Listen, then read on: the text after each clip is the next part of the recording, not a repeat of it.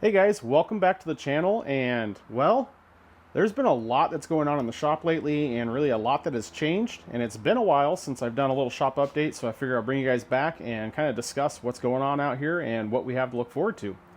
What I've been working on for the past several weeks is this beautiful 1997 456. Now this car came in for a timing belt service, and we ended up doing some other repairs on top of it. The front timing cover or case was leaking oil, so I removed that and did a full rebuild with all new bearings for the front timing gears that drive off the crankshaft. The radiator was leaking on this car, so that's out getting repaired right now. That's one of the reasons why it's sitting over here under covers, because we're waiting for that to come back.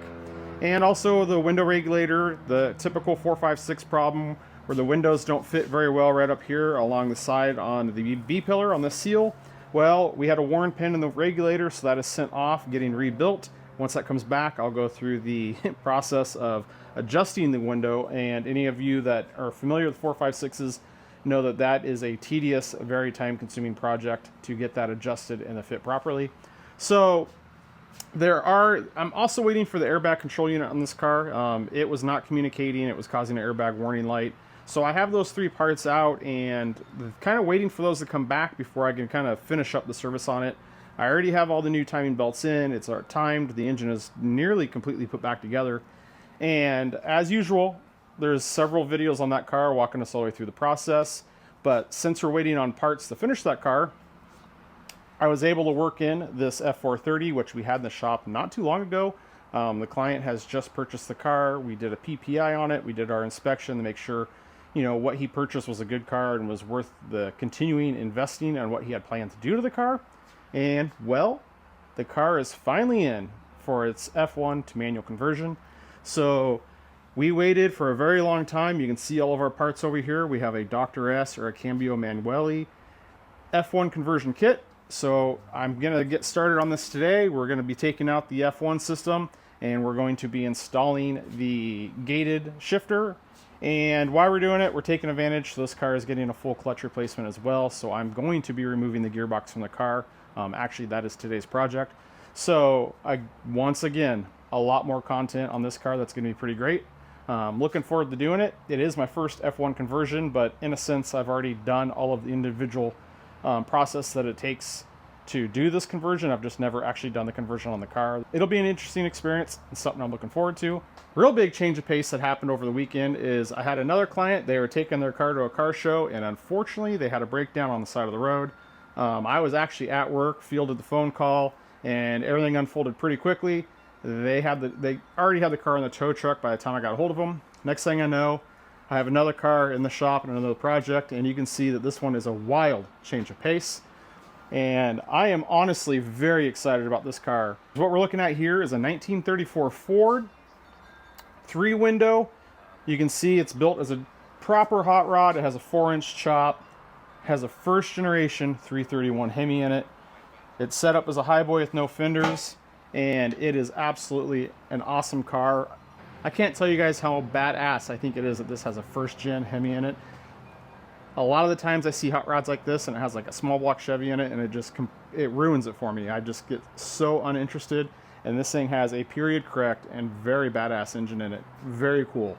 The early Hemis are absolutely badass, very cool. I've always had a very soft spot in my heart for them, and truth be told, I've always desired to build an old 30s style hot rod with a first gen Hemi in it. So the fact that we have one here, I'm all for it. It's absolutely amazing. And on top of it, this car actually has a very deep history, pretty well documented, and a very cool story behind it. It's just not a normal hot rod. This car, like I mentioned, I am actually very much so looking forward to the long form video on this car, because we're going to run through this history and talk about it, and the story behind this car, on how this car was built, who built it, and who currently owns it is absolutely gold. I love it so much. And well, the car ended up leaking on them. It looks like it's a transmission leak, so it was leaking ATF. So we're gonna have to take a peek to see what is the source of the leak. But I do know that this car had sat for at least 10 years before this current owner just picked it up. And I've already spotted several things that it needs. The tires on it are dry rotting and cracking. We have obviously the transmission issue with the leak. And when I pulled the car around and parked it back in here, you can see right there that I lost a brake caliper. It's leaking fluid. So there's several things that we're going to have to address from the car sitting with age. It's probably going to have to get a full brake rebuild. It's going to need tires on it. And one of the troubles with stuff like this in this hot rod, especially since I didn't build it, is identifying the parts on it, because I know that that's a front Jaguar suspension, but we're going to have to identify what year that's off of, so that way I can get the proper components to rebuild the calipers. So in a sense, working on a car like this is a lot simpler than, say, working on these Ferraris. However, on the simple fact that we have to do all that investigative work to figure out what kind of suspension we have so we know what parts to order, it just kind of adds a little different degree of difficulty to working on them. But honestly, I like that problem solving, I like the critical thinking, and I think that's pretty fun. So this car, they're not in a hurry for it. There's really no time frame on it. They do not use it very frequently. I would say under any normal circumstance, I wouldn't have it here in the shop, because I really have no time for this particular car right now. I have this 430 that is our main priority right now, and then we need to finish this 456. And then I think as of yesterday, it sounds like I might be having another 456 come in the shop once I finish these two cars. And I need to move through those before I can jump into this, get it diagnosed so we can get some parts on order and really get a game plan of what we're going to be doing to it. So that's really where we're at. I mean, the work keeps coming. I get a couple cars finished and more just show up, and I'm not complaining. I think it's great, but I am definitely very busy out here. Definitely all of my personal projects are pushed way back to the side, focusing on all these customer cars, and it's a great problem to have because I do not advertise at all. And all these cars that you see coming in here, it's all word of mouth, which I think is, it's flattering that I'm able to get this much work just via word of mouth. So that's where we're currently at. I am going to set you guys down because I need to get started on this 430, and I'll bring you back later this week, give you guys a little update where we're at and how things are going, and yeah, we'll just work through the week. So we'll see you here in a bit. All right, guys, so it is the end of the day today, and unfortunately I did have a little bit of a late start this morning getting out here and getting this project underway. I had to take care of some errands and a few miscellaneous things, and my goal was to have the transmission out of the car, and well, didn't make it, but we got close. It looks like we'll get that taken care of tomorrow, and we'll be addressing the clutch, throwout bearing, and all the components inside or in between the transmission and the engine. But I'll give you guys a view, and you can see that it has radically changed pretty quickly here. Pretty well disassembled, and honestly on these cars, once you get the airbox out, the muffler out, and the exhaust, it really just completely opens up the gearbox and you have great access to it. And I've talked about it before, but one of my favorite facts of 430s and 360s is this is the top part of our oil tank bolted to our gearbox, and that is because our gearbox holds all of the engine oil. So it is a dry sump, but all of the engine oil is housed inside a separate cavity in the gearbox, which I just find kind of interesting. It's kind of unique, and I guess a good use of space that Ferrari did. Obviously the engine oil is separate from the gear oil, but it's all housed in there. There's a transfer tube on the bottom that feeds all the oil straight up and into the oil pump. But now that we have everything removed, you can see very clearly that this is the top of the oil tank, because once this is all assembled, you really only see the top part of this, and you can't really tell that it's sitting directly on the gearbox, pretty much right above the diff. So I think I might be bringing you guys back and just kind of giving you little daily updates on how this project's going and the progress we're making. But I think I'm going to call it a day. If you guys can see back there, I got Trevor. He's working away on his block, cleaning the deck surface of it. He's got his headphones on, and I think he's watching The Office while he's working on it, so he can't hear what we're up to. But he's been trucking away on that today, so that way we can also continue the work to get that engine back together and work on our Chevelle videos. But with that, I think I'll probably come back out here tomorrow, make some headway on the 430, and I'll probably bring you guys back at the end of the day and let you know where we're at. All right, guys, it is now Thursday morning, and this is actually the last day I have out in the shop this week before I have to go back to work. And, well, we're making pretty good progress on the 430 conversion, although I was hoping to make better progress, but unfortunately this week it's kind of had a lot of unexpected interruptions that have slowed me down quite a bit. It's just the way it is. Not much I can do about it, but I'm one of those people that always set goals on what I want to get done, and I can tell you that my goals are always so ambitious that I almost never hit the goals that I set for myself, and that is just a perpetual cycle, really the story of my life. So I'm pretty used to it by now, and actually it's more unusual when I actually hit my goals than when I don't. So I actually kind of I had it happen a couple weeks ago. I came out here, I had goals set. It was actually on our 456, and I actually crushed my goals and got way further than I ever expected, and I didn't really even know what to do with myself. So I'll bring you guys in and show you. You can see we have the gearbox out of the 430, and at the end of yesterday I was able to finish up getting our new clutch and flywheel installed. So everything's cleaned up and we're prepped and we're pretty much done back here in the engine bay for now. In terms of the clutch replacement, we still have a lot of work to do for the manual conversion. And you can see I got the gearbox out right here. So it's pretty stripped down at this point. I still have my hydraulic line on and my clutch pressure sensor because I haven't done any disassembly here, but after the conversion these items won't be on at all anymore. And first thing I'm going to start with this morning is I need to address the throwout bearings and a couple of the seals in here. So one of the things on these F1 cars is this throwout bearing's actuated with hydraulic fluid from the F1 system. On the true OEM Ferrari gated cars, it's actuated with brake fluid. There's different options when you install these kits if you want to have a throwout bearing that uses brake fluid or hydraulic fluid. And in order to switch the throwout bearing to a brake fluid style, which is a OEM factory proper kit in my opinion, you have to pull the transmission to get all that stuff done. But you can see that this throwout bearing is starting to leak and fail, so it's actually a good thing that we're in here taking care of this. The real reason we're actually in here doing the clutch and the throwout bearing is, yes, to get the clutch in and to renew everything so it's good to go, but it was to get our new throwout bearing in and get all of our seals replaced so that way we can run brake fluid on it. So I'm going to get to it because like we just discussed, I have ambitious goals today. My goal is to get this new throwout bearing and everything taken care of in the front of the transmission. And I want to get this transmission reinstalled back into the car and get through as much assembly as possible. So on our long form video that I'm filming on this car, I did a very thorough step-by-step on the disassembly, and that does slow me down. It takes quite a bit of time to set the cameras up, talk through everything.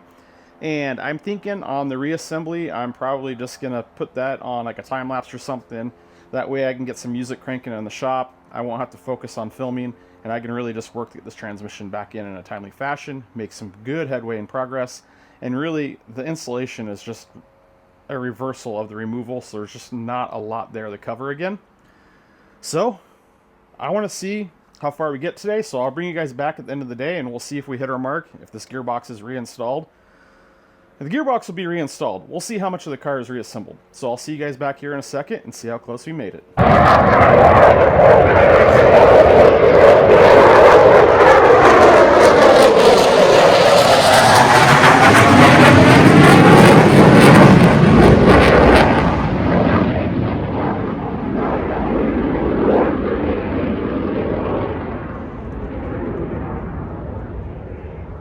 Well, that doesn't suck. So this is Seafair weekend out here in Seattle, and as you can see, the Blue Angels are out doing the practicing run, and where I happen to live, I pretty much get strafing runs all weekend.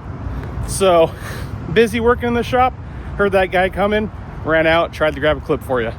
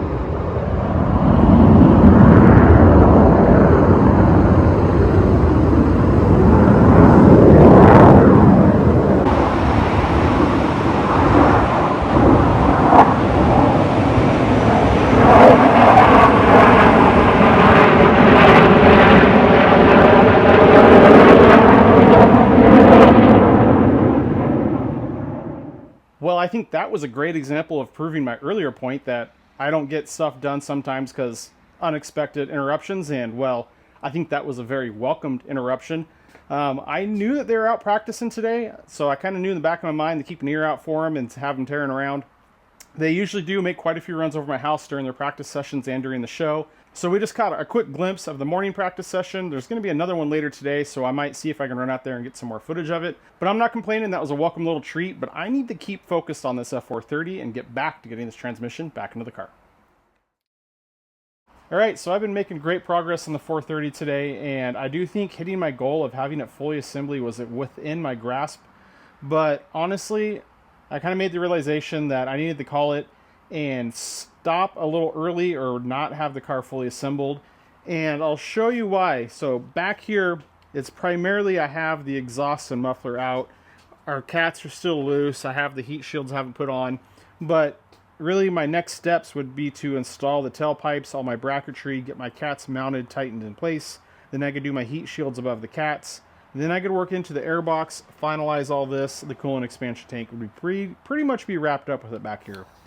But when you have these cats fully positioned, this cat usually gets too close to the actuator where you cannot slide it off and off of the studs to get free and clear. And you can see I set the actuator just back on here so we don't have to work around it. And also, in addition to that, our F1 block is sitting right up and in here, and I have to disconnect all my lines from my actuator up to that. You can see them kind of running up back over here. And that's going to make a big mess. That's going to leak fluid down. We have another heat shield here up underneath. You can see right there. And you can see where our lines are running up and in. So our tailpipe sits right above that heat shield, or below it, I should say, and blocks all access. So as I was putting the car together, I realized that if I were to go through and put the exhaust in right now, it really is going to make things a lot harder for me to complete this conversion. And I just needed to pause on the reassembly of the car, leave it at this point, and well, I think we've gone as far as we can with the clutch job to where now I can shift my attention and focus on getting the actual meat and potatoes of this conversion done. Like I said, it's the end of the day, it's the end of my week. I think I'm just going to save all of that for next week, which is going to be pretty fun. I'm actually quite looking forward to it. It's something different and unique that I haven't done on one of these cars yet. So I think I'll bring you guys back next week and we'll just kind of do the same thing, follow along as I make progress finishing off this conversion and seeing how it goes. And well, all in all, I think it's been a pretty great week. We picked up the 430 here. I brought you guys up to speed with our 456 that we have, and I got to tell you guys, this 34, it's just been looking at me all week, and I cannot wait to get started on this and start filming some videos and sharing the story of this car with you guys. It's going to be pretty exciting, pretty cool. And hopefully you guys like that. I'm not sure how many of you guys are into the hot rods, or how many of you viewers are here for the Ferrari stuff. I know I got a lot of people here for the jet boat, and I know, I've heard it. This was never my plan, guys. Honestly, on the jet boat, when I paused on the jet boat, the service the 355, the actual original plan was to service the 355 and service this 456 and then move back to the jet boat. And honestly, all of these cars just keep coming. These cars pay the bills. They fund me and support me to work on the jet boat. So unfortunately, it has to sit on the back burner until I can get these cars worked through. I do have an end in sight on the cars that are coming in from the clients, where I only am booked out so far. And I think once I get to the end of that list, I'll be able to get back onto the jet boat project. But I've thought that for 6 months now. So I don't know. We'll see. We're just playing it by ear, just doing what I can and trying to get as much work out here done as I can so I can get back to some of my own passion projects. But with that, I think we'll see you guys back out here next week. As always, guys, I appreciate your support. Thanks for watching. Be sure to like, share, and subscribe. Give me a comment below, and see you guys again next week.